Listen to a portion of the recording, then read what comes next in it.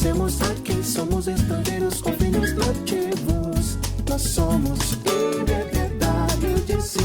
Nós temos a cidadania do céu. Vamos morar onde o lar é eterno. Nós somos IBDW de si. Em unidade adorando um só Deus, um só batismo e uma só fé. Estamos aqui na família IBDW de si. Deus escolheu com amor e vivemos para o seu louvor, fazendo a missão, levando a paz e adoração em comunhão. Somos família IBDW de si, louvando a Deus nesta nação. Somos família IBDW de si. Nós somos família Igreja Batista Brasileira de Washington DC. Sejam bem-vindos à Igreja Batista Brasileira, é uma alegria muito grande estar com vocês. Eu tenho ouvido muita gente, muita propaganda, dizendo que as igrejas devem abrir, porque a igreja é essencial. Eu concordo que a igreja é essencial, o trabalho que a igreja presta é essencial. Pregar o Evangelho é essencial, pregar toda a palavra de Deus é essencial. Palavra de consolo, palavra de encorajamento, palavra de motivação, tudo isso é muito essencial. Orar é essencial, orar é muito essencial. Cuidar da causa dos órfãos e das viúvas também é essencial. Cuidar e acolher o indocumentado, o imigrante, o refugiado é essencial. Lidar com as questões da justiça social é também muito essencial. Enfim, a igreja presta bastante serviço que é essencial. E por causa disso tudo, a igreja não precisa abrir, porque a igreja nunca fechou. Nós continuamos a fazer todas essas coisas. A única alteração é que os prédios estão fechados, mas a igreja nunca fechou. A igreja está aberta, está glorificando a Deus, e por causa disso eu quero convidar você a permanecer nesse ambiente virtual aos finais de semana. Por amor a você, por amor à sua família, por amor ao próximo, nós ainda estamos no ambiente virtual. Eu quero te convidar agora a participar então da adoração, do próximo cântico, do próximo louvor, com toda a intensidade da sua alma, com toda a alegria. Faça isso aí onde você estiver, sozinho ou com a sua família, com seus amigos. Vamos adorar a Deus.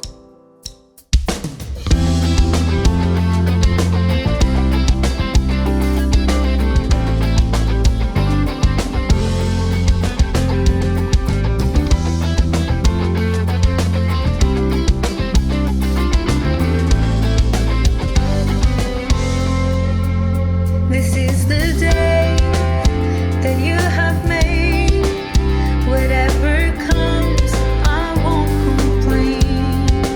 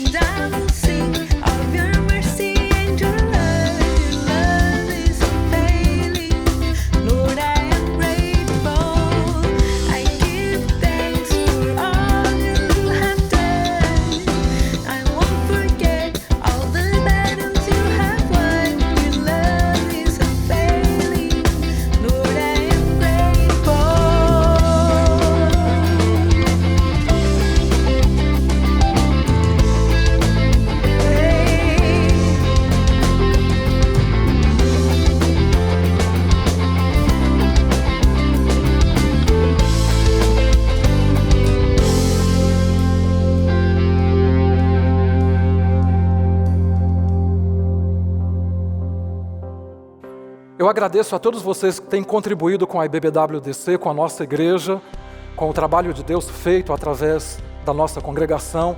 Graças à sua fidelidade, graças à sua contribuição, nós podemos continuar trabalhando, nós podemos continuar te servindo, atendendo às necessidades daqueles que buscam em nós, através de nós. Nós podemos também atender os nossos missionários. Quero então te agradecer. Para saber como doar, atente então para as próximas informações.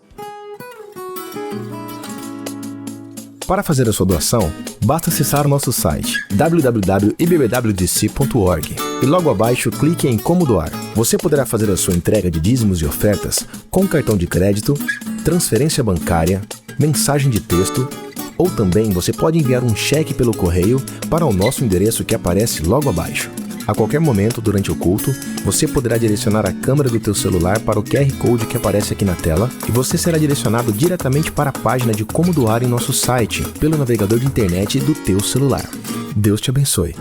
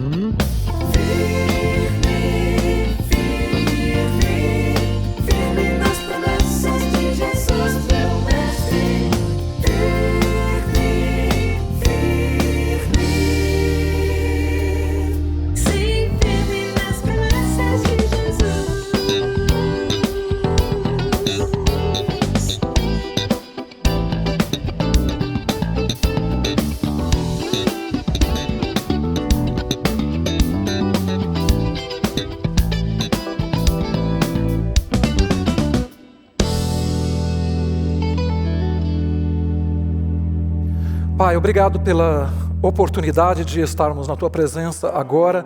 Obrigado pela presença do Senhor também nas nossas vidas. Agradeço, Deus querido, pelo trabalho. Agradeço, Senhor, pela saúde. Agradeço pela disposição que o Senhor nos dá para podermos enfrentar os desafios de cada dia.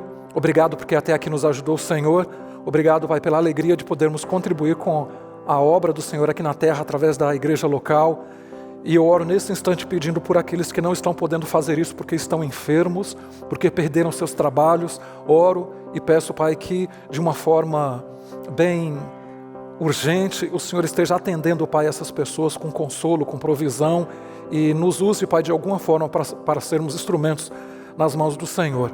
Nós colocamos diante do Senhor, Pai, o restante desse encontro. Peço que o Senhor abençoe a família que está reunida agora. Peço que o Senhor abençoe as pessoas que estão participando conosco em qualquer lugar do mundo. Que o encontro de hoje seja um instrumento nas mãos do Espírito Santo para nos abençoar. Nós pedimos que o Senhor continue, então, falando aos nossos corações no tempo que temos pela frente. No nome de Jesus, nós te pedimos, Senhor, e te agradecemos. Amém. Nessa série, eu gostaria de conversar com vocês. E eu quero imaginar que eu estou aí na sua casa, na sua sala. Eu imagino que alguns de vocês aí já almoçaram, outros não almoçaram. Deve ter gente aí de pijama, deve ter alguém deitado no sofá, deve ter alguém deitado na cama. Algumas famílias estão todas reunidas e eu gostaria de entrar no ambiente aí de vocês hoje. É possível que alguém ainda não escovou o dente, é possível que já escovaram os dentes, enfim. Eu gostaria então de conversar com vocês um pouco sobre o que está acontecendo agora. Existe um texto na Bíblia, Isaías, capítulo 6, em que Deus chama Isaías, o profeta, e a palavra do Senhor diz assim: no ano em que morreu o rei Uzias, eu vi Deus, eu vi o Senhor sentado sobre um alto e sublime trono. E a experiência de Isaías foi uma experiência bastante singular, porque aquele foi um ano marcante na vida dele. Ano 2020 vai ser um ano marcante na minha vida e na sua vida e na vida de todo o planeta. A grande questão é o que você está vendo agora, porque Isaías fala que viu Deus. No ano em que morreu o rei, eu vi Deus. Aquele ano foi importante, não porque morreu o rei. A morte do rei foi algo muito ruim. O rei Uzias teve um dos reinados mais longos na história de Israel. Reinou por 53 anos e foi um rei muito bom. Por causa da morte do rei Uzias, o povo entrou em pânico, em desespero, em angústia, medo. O vírus do medo se proliferou naquela ocasião. Mas naquele mesmo ano, Isaías viu Deus. Diante do medo, do pânico, da incerteza, do desespero, da desesperança, Isaías teve essa experiência. A grande questão para mim e para você no ano 2020 é quem eu estou vendo, ou o que eu estou vendo e como eu estou vendo. E é sobre isso que eu quero conversar a partir de hoje. Hoje nós estamos começando uma série chamada Antivírus Covid-19. E eu não quero falar sobre um remédio que os cientistas estão trabalhando para o antivírus, para os efeitos físicos do Covid-19, do coronavirus disease, da doença do coronavírus. Mas eu quero falar sobre um antivírus para os efeitos colaterais do Covid, para efeitos colaterais como o medo, como o desespero, como a angústia, como o pessimismo, como a dificuldade para enfrentar os desafios da vida. É sobre isso que eu gostaria de falar. E certamente alguns de vocês estão passando por isso. Estão vivendo um momento de bastante insegurança, de bastante pavor, de bastante tristeza, de desânimo. E eu gostaria de conversar com vocês a respeito disso e apresentar na palavra de Deus um antivírus, a resposta de Deus para esses sentimentos todos. Assim como Isaías teve essa experiência que marcou a vida dele, eu gostaria que você tivesse uma experiência também com Deus no ano 2020, com a palavra de Deus. Que a palavra de Deus seja poderosa para neutralizar os efeitos colaterais que a pandemia, que a quarentena, que o isolamento social, que o distanciamento físico tem ocasionado. E eu vou usar como orientação, como acróstico. Na verdade, eu fiz um acróstico com a palavra Covid. Então, cada semana eu vou pregar uma mensagem, eu vou conversar com vocês sobre uma mensagem começando com todas as letras da palavra Covid. Então, a primeira será a letra C. Eu vou falar hoje sobre confiança em Deus. A segunda será sobre otimismo diante dos desafios. A terceira será vitória sobre o medo. A quarta será inspiração ou inspirando a alma. E a última será Deus conosco sempre. Deus conosco antes, durante e depois. Então, durante os próximos dias, a partir de hoje, primeiro domingo de junho, até as próximas mensagens, nós vamos então compartilhar a respeito desses temas. E eu espero então você nesses dias para que a palavra de Deus possa te abençoar, para que a palavra de Deus habite ricamente no seu coração. Então, hoje nós começaremos com confiança em Deus.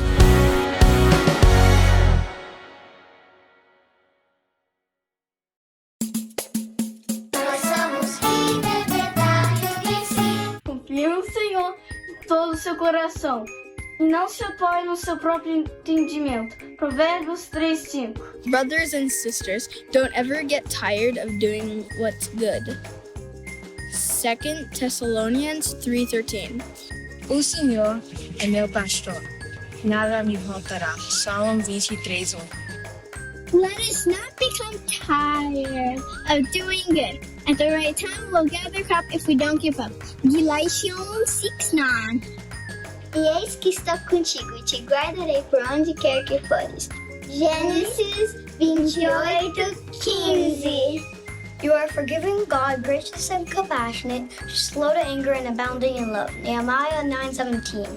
O Senhor é meu pastor, que nada me faltará. Salmos 23:1.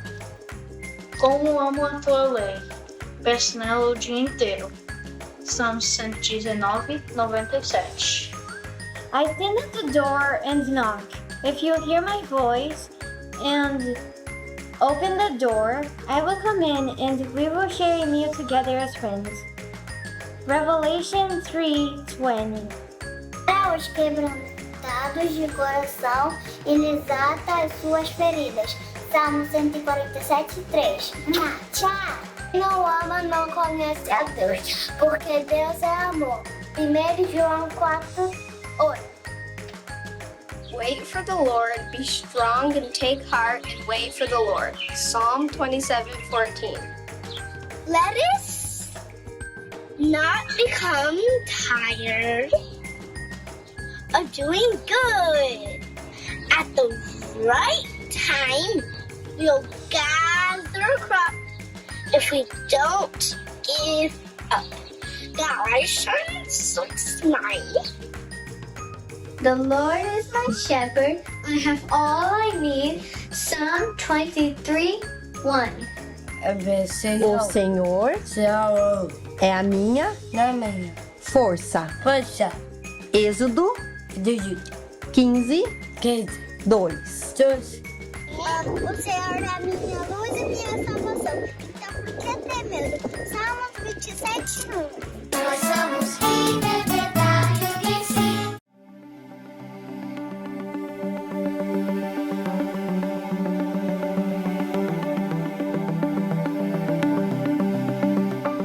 Então nós vamos começar hoje falando sobre confiança em Deus. Confiança em Deus. Nós escutamos o presidente dar uma palavra de ordem. Aí nós perguntamos em quem confiar, no presidente ou nos governadores, porque os governadores falam outras palavras, os cientistas falam outras palavras, as fake news falam outras coisas. Em quem confiar? Em quem confiar? No que confiar? Nós estamos vivendo esse momento em que nós precisamos saber onde nós depositamos nossa confiança. E a confiança é algo muito interessante porque está relacionada com insegurança. Muitas pessoas estão inseguras em relação ao futuro. Onde é que isso vai parar? Outras pessoas estão inseguras em relação às finanças. Como é que vai ficar a minha vida financeira? Como vai ficar meu emprego? Como vai ficar minha vida profissional? Como vai ficar meus negócios? Enfim, como será o amanhã? Como será o futuro? Outros estão inseguros em relação às pessoas, aos relacionamentos. Inseguros em relação à aparência física. Pessoas inseguras em relação aos relacionamentos. Enfim, A insegurança é algo que tem gerado falta de confiança. E hoje eu gostaria de te encorajar a confiar em Deus acima de tudo. Não estou falando a respeito de autoconfiança, porque nós não precisamos de autoconfiança. Nós devemos cultivar a confiança em Deus. E é sobre isso que eu gostaria de pensar nos próximos minutos. Na carta de Paulo aos Coríntios, 1 aos Coríntios 10, verso 12, na tradução do Eugene Peterson, no The Message, ele diz assim: esqueça a autoconfiança, é inútil, cultive confiança em Deus. Na Nova Versão Internacional está escrito assim: se você está em pé, cuidado para que não caia. E Salmo 57, verso 7, o salmista diz assim: meu coração está confiante, ó Deus, meu coração está firme, cantarei ao som de instrumentos. Eu gostaria então que nós pensássemos um pouco a respeito de confiança em Deus. A ideia é essa, não é confiar em nós mesmos, não é autoconfiança, mas é confiança no alto. Confiança que vem do alto, que vem do Senhor. Porque é isso que nós precisamos hoje. E eu gostaria de dar 3 princípios da palavra de Deus que podem nos abençoar nesse momento. Gostaria que você então atentasse para 3 princípios. O primeiro princípio é: meu Deus é sempre por mim. Romanos, capítulo 8, verso 31, está escrito: se Deus é por nós, quem será contra nós? O que a palavra do Senhor está dizendo é que Deus está jogando a nosso favor. Deus não está jogando contra. Algumas pessoas pensam que ter Deus a nosso favor é algo meritório. Ele só faz isso quando merecemos. E algumas pessoas têm dificuldade para isso porque fizeram coisas que se sentem culpadas, coisas ruins, coisas erradas. O que eu gostaria de dizer é que, independente de como tenha sido a sua história de vida, Deus é por nós. Esse mesmo texto de Romanos capítulo 31, que diz que se Deus é por nós, quem será contra nós, começa dizendo que nenhuma condenação há para aqueles que estão em Cristo Jesus. O primeiro versículo diz que nenhuma condenação há. E o versículo 31 diz isso: se Deus é por nós, quem será contra nós? Então a sua consciência não pode te acusar por causa de coisas que aconteceram no seu passado. Antes do apóstolo Paulo falar sobre isso, ele fala muito sobre justificação, muito sobre graça. Deus é por nós por causa da graça, por causa do amor, por causa da bondade. Ele resolveu estar a nosso favor. A palavra do Senhor também nos diz que Deus nos amou sendo nós ainda pecadores. Então, se eu faço alguma coisa boa, que Deus se alegra, olha, Deus vai ficar alegre, vai ficar feliz. Se eu não fizer, Deus vai continuar do meu lado. Deus é por mim, independente do que eu venha a fazer. Porque Deus está interessado, a palavra do Senhor, Deus está interessado em mim. A palavra do Senhor nos diz que Deus amou o mundo de tal maneira que deu o seu único filho para que todo aquele que nele crê não pereça, mas tenha vida eterna. Deus amou o mundo e quer dar vida eterna para todas as pessoas. Diante de tanta insegurança, a primeira lição que nós podemos aprender é essa, que Deus é por mim. Isso é muito importante lembrarmos. Houve uma experiência em que Jesus estava com os discípulos dele dentro de um barco e começou uma tempestade. E os discípulos ficaram preocupados e foram procurar Jesus. E Jesus estava dormindo. E aí eles acordaram Jesus, Jesus deu uma palavra de comando e o mar se aquietou.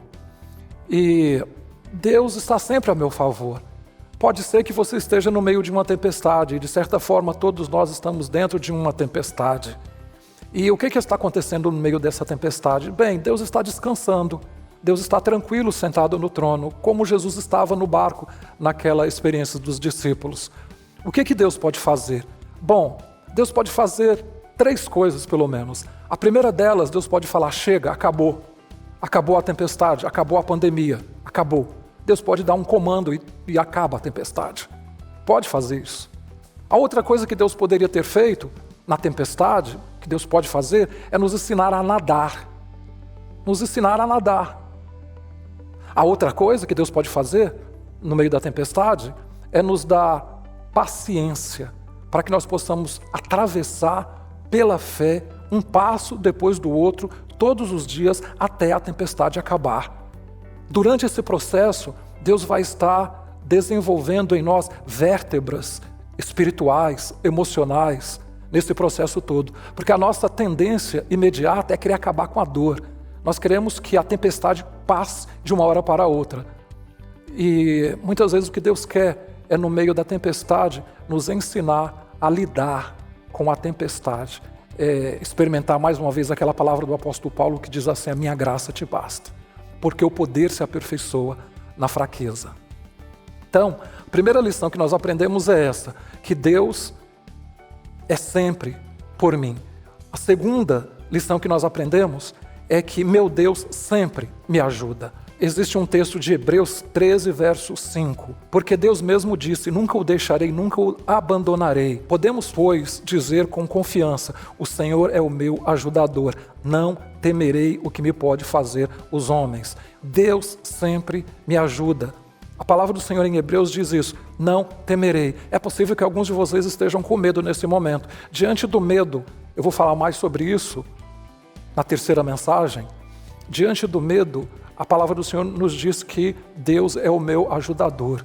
Deus é o meu ajudador e eu não temerei o que me possa fazer o homem. Eu não sei o que é que está te causando medo nesse momento, mas uma coisa que pode neutralizar o medo agora é o fato de saber que Deus me ajuda, de que Deus é o meu ajudador.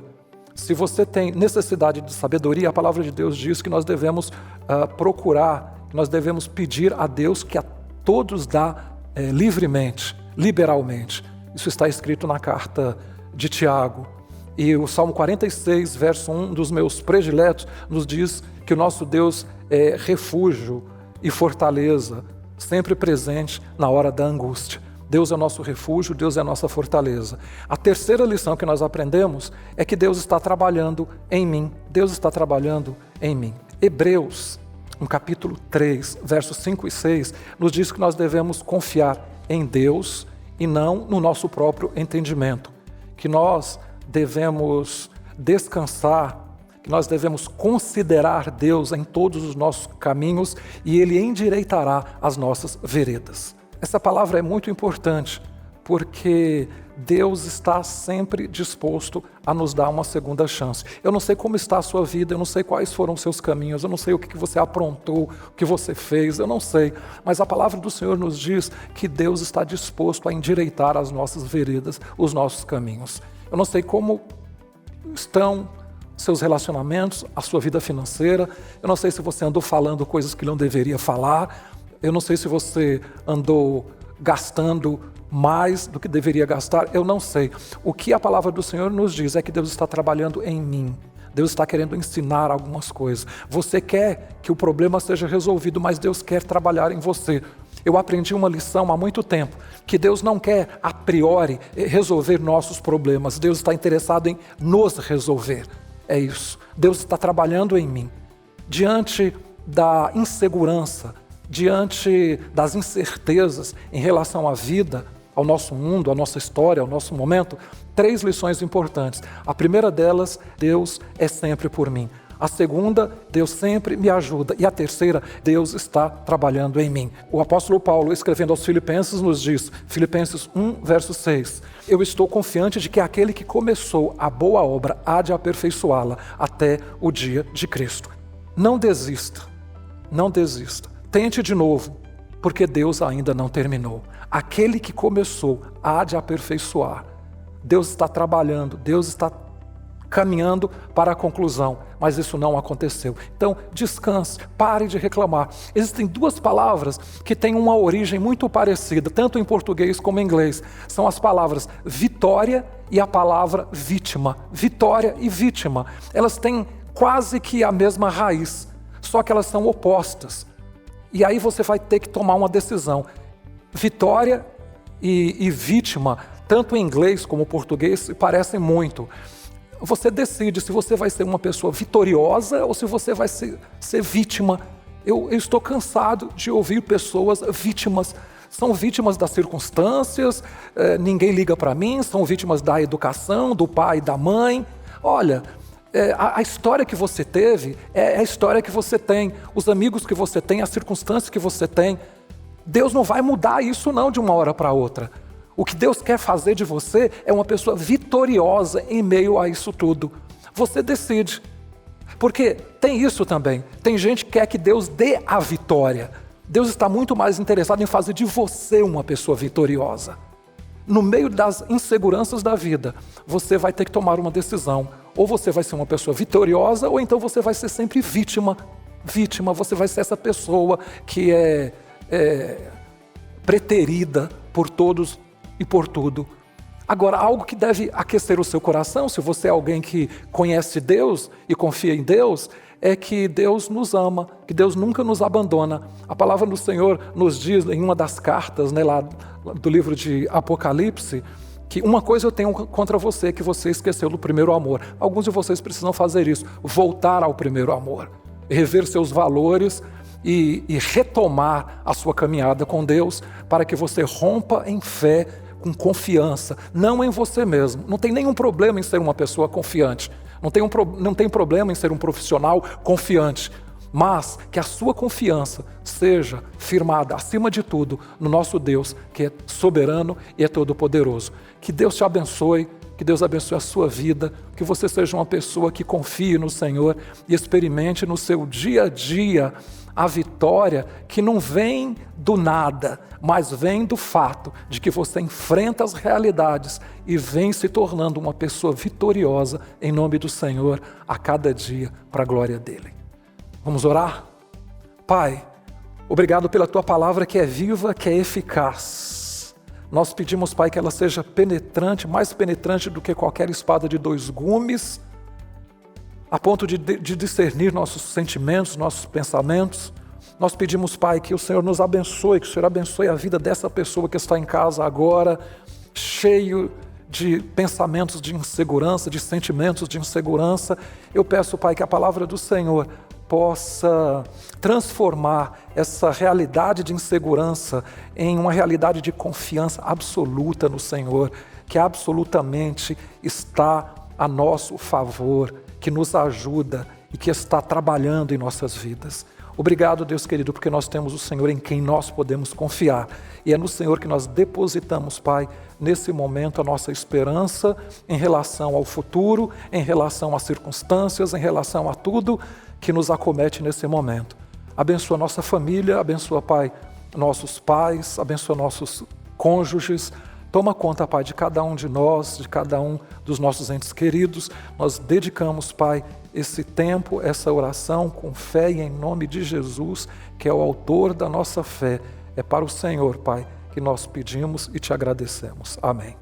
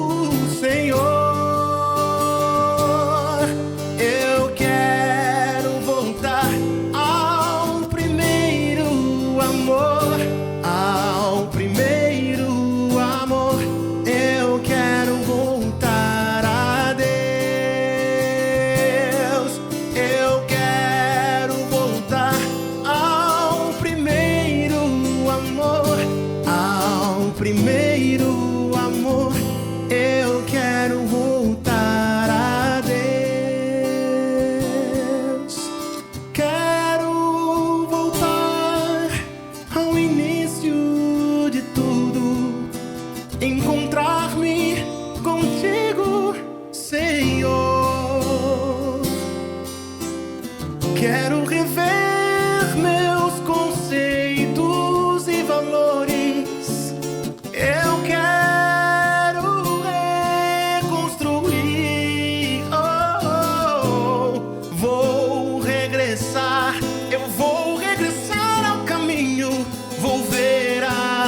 primeiras obras, Senhor, eu me arrependo, Senhor, me arrependo, Senhor, me arrependo, Senhor. Eu quero voltar ao primeiro amor, ao primeiro amor. Eu quero voltar a Deus. Eu quero voltar ao primeiro amor, ao primeiro amor. Eu quero voltar a Deus.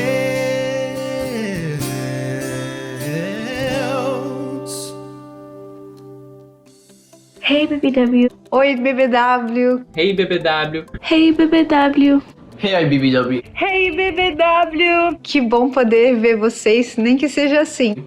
We are all so sad we can't be at church with you guys every Sunday.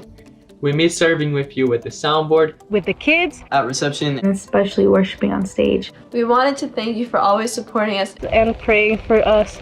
And we want you to know we are praying for you and your families to stay safe and healthy during this trying time. Todos vocês fazem muita falta. We love and miss you guys so very much. Have a blessed week. Have a blessed week. Tenha uma semana abençoada. Have a blessed week. Have a blessed week.